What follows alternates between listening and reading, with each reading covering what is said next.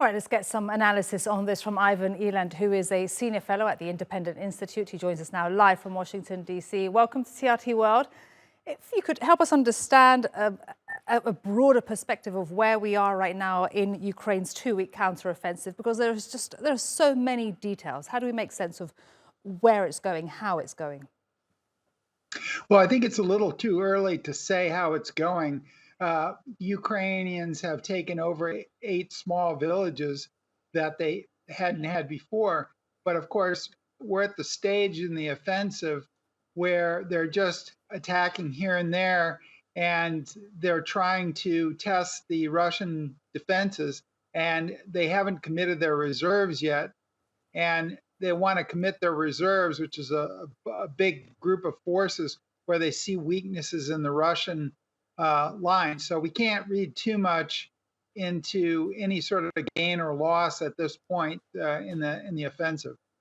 And Ukraine said it shot down almost 35 Iranian-made Shahed drones that were fired. How concerning is the use of these drones? We know they've been used before, and how deadly are they?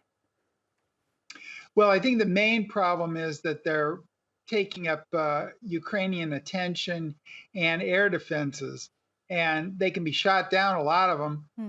And when they do explode, they're fairly, small compared to a big missile, but they are a problem. But I think Ukrainians are dealing with them pretty well in that regard. Ivan, we've heard from Russia's defense minister saying the following, that Ukraine is planning to attack Moscow-controlled Crimea with HIMARS long-range artillery systems and also what's called Storm Shadow missiles. And Russia has warned it would retaliate. What do you make of this?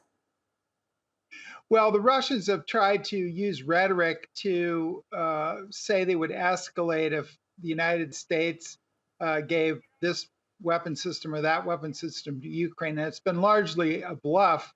And I think in this case, it probably is too. Although Crimea is very strategic, the Russians sort of can't expect to invade and take over something as they did in 2014 when they took Crimea from Ukraine, and then treat it as their own soil, especially when they invaded Ukraine proper. So, and they're threatening to escalate, but they've already, to decision centers or whatever, but they've already done a lot of attacks on civilians, and really wanton attacks on civilian targets in Kiev, Lviv, and other big cities in Ukraine. So I'm not sure, if they're going to try to threaten nuclear weapons again, as they obliquely have done in the past.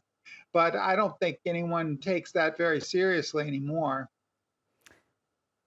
Ivan, thank you so much. Really great to get your analysis on what's happening in Ukraine. That was Ivan Eland, Senior Fellow at the Independent Institute. Thank you. Really appreciate it.